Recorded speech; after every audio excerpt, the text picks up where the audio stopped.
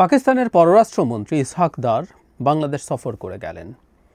তার সফরটা খুবই সিগনিফিক্যান্ট এবং এটা নিয়ে অনেক গুরুত্বপূর্ণ আলোচনা হতে পারত। প্রচুর ইতিবাচক ইস্যু আছে এটায়, কিন্তু তার স্বাধীনতা যুদ্ধের সময়কার কিছু মন্তব্য নিয়ে, সেই সময়কার পাকিস্তানের ভূমিকা নিয়ে এক ধরনের নেগেটিভ আলোচনা শুরু হয়েছে।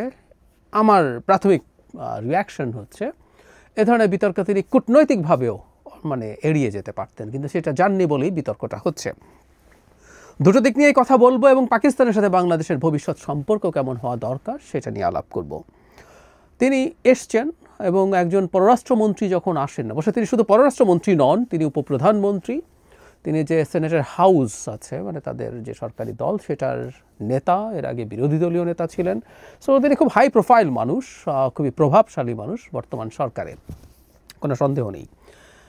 তিনি আসলেন এবং আসার পর আমরা যদি খুবই সিগনিফিক্যান্টলি দেখি যে কী কী চুক্তি হয়েছে, কী কী এমওইউ হয়েছে, সেই বিবেচনায় এটাকে খুব বেশি বড় কিছু বলা যাবে তা না, কিন্তু তিনি এসছেন, এটাই অনেক বড় কিছু।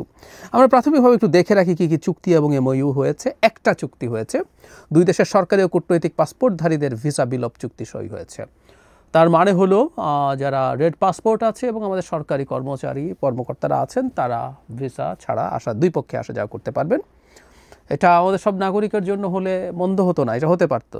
সার্কের অনেক দেশের মধ্যে, নেপালে সম্ভবত আছে, ভুটানে সম্ভবত আছে, পাকিস্তান যদি চায় বাংলাদেশের সাথে ভালো সম্পর্কে এই ধরনের একটা আন্ডারস্ট্যান্ডিং হতে পারতো। এমওইউগুলো খুব বেশি কিছু না, সেটা হলো বাণিজ্য বিষয়ক জয়েন্ট ওয়ার্কিং গ্রুপ গঠন, ফরেন সার্ভিস একাডেমির সহযোগিতা, দুই দেশের সরকারি বার্তা সংস্থার সহযোগিতা, আমাদের যে বিআইএসএস আছে তাদের সাথে পাকিস্তানের যে স্ট্র্যাটেজিক স্টাডিজের প্রতিষ্ঠান আছে তাদের সহযোগিতা, সংস্কৃতি বিনিময় কর্মসূচি। এবং আমরা জানি এমওইউ আসলে চুক্তি না, এগুলো মেমোরেন্ডাম অফ আন্ডারস্ট্যান্ডিং, এক ধরনের জেন্টলম্যান এগ্রিমেন্ট, এগুলোর কোনো লিগাল বাইন্ডিং নেই। তারপর আমরা এমওইউকে খুব বেশি গুরুত্ব দেই, কিন্তু দিনের শেষে যা যা হয়েছে এটা অনেক কিছু না একজন পররাষ্ট্রমন্ত্রীর জন্য। রাদার তিনি প্রচুর জনসংযোগ করেছেন। তিনি বিএনপির সাথে, জামায়াতে ইসলামীর সাথে, এনসিপির সাথে বৈঠক করেছেন, তিনি বেগম খালেদা জিয়ার সাথে তার বাসায় গিয়ে দেখা করেছেন, জামায়াতের আমিরের সাথে দেখা করেছেন। এগুলো খুবই সিগনিফিক্যান্ট এবং পাকিস্তান যে বাংলাদেশের সাথে তার সম্পর্ক আরও উপরের দিকে নিয়ে যেতে চায়, এই লক্ষণগুলো আছে। তারপরও আমি শেষের অংশে আসবো আসলে টোটাল সিগনিফিক্যান্সটা কী দাঁড়ালো। বিতর্ক যেটা নিয়ে হয়েছে সেটা হলো স্বাধীনতা যুদ্ধের সময়কার পাকিস্তানের সাথে আমাদের অমীমাংসিত বিষয়গুলো।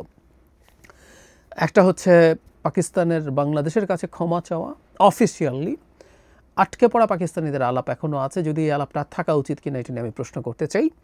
এবং সম্পদ, আমরা যে সম্পদের বাটোয়ারার প্রশ্ন এবং আমাদের ক্ষতিপূরণ চাওয়ার প্রশ্ন, এগুলো আসলে এখনও সুরাহা হয়নি এবং তাকে এটা জিজ্ঞেস করা হয়েছে। তিনি এক্ষেত্রে বলেছেন যে যেগুলো দুদফায় সমাধান হয়ে গেছে। তিনি ইন্ডিকেট করছেন 1974 সালের কথা এবং পরবর্তীতে 2001 বা 2002-এ পারভেজ মোশাররফ যখন এসছে তখনকার কথা। ঘাটাঘাটি করলে দেখা যায় বিশেষ করে 74-এ জুলফিকার আলী ভুট্টো বেশ খোলাসা করেই ক্ষমা চেয়েছেন, ক্ষমার কথা বলেছেন। আবার পারভেজ মোশাররফও একই ধরনের কথা খুব ডিরেক্টলি না বললেও বলেছেন। কিন্তু আমাদের যে দাবির জায়গাটা সেটা হচ্ছে আমরা এটার একটা অফিসিয়াল স্বীকারোক্তি, বিশেষ করে বাংলাদেশে যে গণহত্যা হয়েছে সেটার স্বীকারোক্তি নিয়ে সেটা নিয়ে তারা তারপর করবেন, এই ধরনের আলাপ আছে। যদিও পৃথিবীতে গণহত্যার স্বীকারোক্তি দেয়া বহু বহু বছর পরও প্রবলেমে আছে। একটা তথ্য আপনাদের জানাই, অনেকেই হয়তো জানেন, আর্মেনিয়ান গণহত্যা যে অটোমানদের হাতে, সেটা নিয়ে টার্কি এখনও নানা রকম আলাপ করে এবং তারা এটা স্বীকৃতি দেয় না। গণহত্যার স্বীকৃতি দেওয়া সোজা না, কিন্তু পাকিস্তান এটা স্বীকার করে ক্ষমা চাইবে সেটা আসলে তারা করতে চাইছে না, এটুকু বোঝা যায়। তারা ইনডিরেক্টলি সরি বলেছে কিন্তু অফিসিয়ালি বলেনি। আর অন্য ইস্যুগুলো আসলে সুরাহা হয়নি, কিন্তু একটা পর্যায়ে তিনি এমন একটা মন্তব্য করেছেন যেটা নিয়ে অনেক সমালোচনা হয়েছে। তিনি তাকে যেভাবে এসছে, তিনি আমাদের মন পরিষ্কার করতে বলেছেন, কথাটা ঠিক ডিরেক্টলি বলেননি। তিনি যা বলেছেন আমি এক্স্যাক্টলি যদি পড়ি, তিনি হচ্ছে পরিবারের মধ্যে, ভাইদের মধ্যে যখন এটা সমাধান হয়ে গেছে, এমনকি ইসলামও আমাদের বলেছে যে তোমাদের হৃদয় পরিষ্কার করো, সুতরাং চলুন আমরা সামনে এগিয়ে যাই, আমাদের একসঙ্গে কাজ করতে হবে, আমাদের ভবিষ্যৎ উজ্জ্বল, তিনি বলছেন। ইসলাম বলছে তোমাদের হৃদয় পরিষ্কার করো। এখন এটা ইসলাম বলছে, কাগজে কলমে এটা দুই পক্ষের প্রতি আরোপ করা যায়, কিন্তু তিনি যে কনটেক্সটে বলেছেন, তিনি আদতে আমাদেরকে হৃদয় পরিষ্কার করতে বলেছেন এবং আমাদের এই সব কিছু থেকে বেরিয়ে গিয়ে তারা মনে করেন যে এটা করে আমাদেরকেই পথ খুঁজতে হবে এবং আমাদের হৃদয় পরিষ্কার না, তাদের হৃদয় পরিষ্কার, কারণ তাদের ভাষ্যমতে, তার ভাষ্যমতে এগুলো সুরাহ হয়ে গেছে। বাংলাদেশের পররাষ্ট্র উপদেষ্টা জনাব তৌহিদ হোসেন রাইটলি এটা অ্যাগ্রি করেননি, তিনি মনে করেন এগুলো নিয়ে বিষয় হতে পারে। মানে আমি পাকিস্তানের পররাষ্ট্রমন্ত্রীর এই জিনিসটা ডিপ্লোম্যাটিকলি সামলাতে পারতেন, তিনি কিন্তু খুবই কঠোরভাবে রীতিমতো জবাব দিয়ে গেলেন, এটা না দিলেই পারতেন। কারণ বাংলাদেশের সাথে পাকিস্তানের সম্পর্ক এখন এমন একটা পর্যায়ে যাচ্ছে, সেই জায়গায় তিনি ব্যারিয়ার না তৈরি করাই ভালো ছিল। তিনি বলতে পারতেন যে এই ব্যাপারে তিনি দেশে গিয়ে কথা বলবেন, আলাপ হয়েছে, আমরা দেখছি, উল্লেখ করতে পারতেন যেগুলো আমরা চেয়েছি, কিন্তু তিনি অ্যাগ্রেসিভ ঢঙ্গে টাফ ভাষায় একরকম রিনাউন্স করেছেন যে পাকিস্তান আসলে এই ব্যাপারটা রিকনসিডার করতে প্রস্তুত না। কিন্তু এগুলো রিকনসিডার করা ছাড়া আসলে বাংলাদেশের সম্পর্ক কতটুকু ভালোর দিকে যাবে এই প্রশ্নটা থেকেই যায়। এখন আমরা আসতে চাই যে পাকিস্তানের সাথে সম্পর্ক যেভাবে সরকার এগিয়ে নিয়ে যেতে চাইছে সেটা আমরা কিভাবে দেখব। আমরা খেয়াল করব ৫ আগস্ট পরবর্তী সময়ে পাকিস্তানের সাথে বাংলাদেশের সম্পর্কের স্বাভাবিকীকরণের চেষ্টা আছে। এটা স্বাভাবিকীকরণ বলছি, এটা স্বাভাবিক ছিল না। মানে শেখ হাসিনার সময়ে রাষ্ট্রীয়ভাবে তো বটে, সাংস্কৃতিকভাবে কেন আমাদের মনে হয় অনেকে মনে করতে পারি যে ডক্টর জাফর ইকবাল শিশুদেরকে বলছিলেন পাকিস্তান নাম মুখে নেওয়ার কারণে টুথপেস্ট দিয়ে দাঁত ব্রাশ করে ফেলতে হবে। সো আওয়ামী লীগ এন্টায়ারলি তার জায়গা থেকে এই ধরনের একটা বিদ্বেষ একটা রাষ্ট্রের প্রতি চাপ করে তো মানে তৈরি তো করেছে ভারতের চাপে বা ভারতের ইচ্ছায়, বা নিজেরও তার সেই ইচ্ছা ছিল, সাংস্কৃতিকভাবে ওই চেষ্টা হয়েছে। মোহাম্মদ জাফর ইকবাল যেটা করেছেন, শিশুদেরকে তিনি একটা রাষ্ট্রের প্রতি বিদ্বেষ তৈরি করার কথা বলছেন, এটা অন্যায়, এটা অনুচিত। বাংলাদেশের সাথে পাকিস্তান যে পরিমাণ লড়াই করেছে, জনাব জাফর ইকবালদের জানার কথা, যে পরিমাণ ক্ষয়ক্ষতি বাংলাদেশের করেছে, তার চাইতে আমেরিকা নিজে সরাসরি যুদ্ধ করে ভিয়েতনামে তার চেয়ে অনেক বেশি করেছে। জাপানে তো করেছেই, সেখানে রীতিমতো অ্যাটম বোমা মারা হয়েছে। সেই দেশগুলোর সাথে ভিয়েতনামের সাথে আমেরিকার সম্পর্ক বা জাপানের সাথে আমেরিকার সম্পর্ক কেমন, এবং ভিয়েতনামে গিয়ে আমেরিকা হাত পা ধরে মাফও চায় নাই, জাপানে গিয়ে মাফও চায় নাই, যে সম্পর্ক স্বাভাবিক করা যাবে না। সুতরাং আন্তর্জাতিক রাজনীতি, আন্তর্জাতিক অবস্থা ভিন্ন।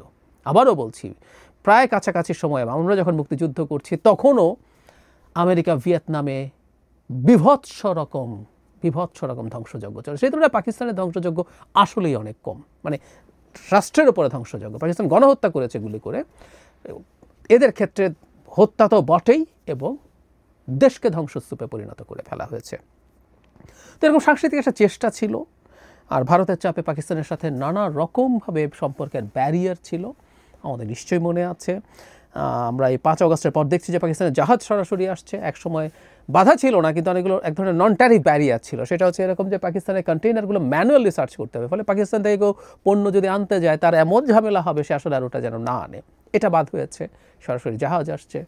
আমি আগেও বলেছি, অনেকবার বলি, আমরা ওখান থেকে কিছু আর্টিলারি শেল কিনেছি, এটাও ওদের ভালো লাগছে না। শুধু সেটা না, আমরা পাকিস্তানের যে F-20 ফাইটার, পাকিস্তান নিজে একটা ফাইটার বানায় চায়নার সাহায্যে, সেটা কেনার আলাপও হয়েছিল। হোয়াট এভার ইট ইজ, আমরা আসলে করতে চাই, করব। এই যে সফর হলো, এতে খুব বেশি কিছু ঘটে গেছে তা না, কিন্তু আমাদের এই সম্পর্কের কন্টিনিউয়েশন হচ্ছে। এর আগেও পাকিস্তানের মন্ত্রী এসছেন, অন্য মন্ত্রী, এখন ইনি এলেন, ইনি অনেক পাওয়ারফুল মন্ত্রী।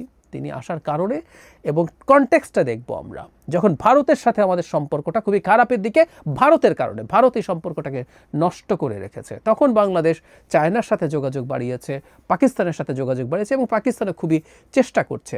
৫ আগস্টের পরবর্তী সময়ে পাকিস্তানের রাষ্ট্রদূতরা, বিশেষ করে যে রাষ্ট্রদূতকে পাকিস্তান প্রত্যাহার করে নিলেন, তিনি অত্যন্ত অ্যাক্টিভ ছিলেন ঢাকায় বিভিন্ন ক্ষেত্রে মানুষের সাথে সম্পর্ক উন্নয়নের জন্য, এবং পাকিস্তানও তার জায়গা থেকে করছে। এবং কনটেক্সট হচ্ছে পাকিস্তান ভারতের সম্পর্ক এই মুহূর্তে এটা খারাপ ফর শিওর, কিন্তু এটা বহুদিন থেকে যে পরিমাণ খারাপ ছিল তার তুলনায় আরও বেশি খারাপ হয়েছে, কারণ রিসেন্টলি তারা রীতিমতো সংঘর্ষে জড়িয়েছে, এবং এত লম্বা সংঘর্ষ খুব নিকট অতীতে আসলে আর হয়নি। সো কল্ড সার্জিক্যাল স্ট্রাইক টাইকের পর্যায়ে সরিয়ে এটার অনেক কিছু হয়েছে, অনেক কিছু পরস্পরের মাটিতে ক্ষেপণাস্ত্র, ড্রোন হামলা করেছে, ফাইটার ডাউনের মতো ঘটনা ঘটেছে। সো এই রকম পরিস্থিতিতে বাংলাদেশ পাকিস্তানের সাথে যখন তার সম্পর্ক আরও ডেভেলপ করছে, এই প্রেক্ষাপটে ভারতের কাছে এটা খুবই নেগেটিভ মনে হতে পারে, হওয়ার কথাই, হওয়া উচিতও, কিন্তু বাংলাদেশের উচিত হবে না কোনো রকম ছাড় দেয়া। আমি পাকিস্তানের সাথে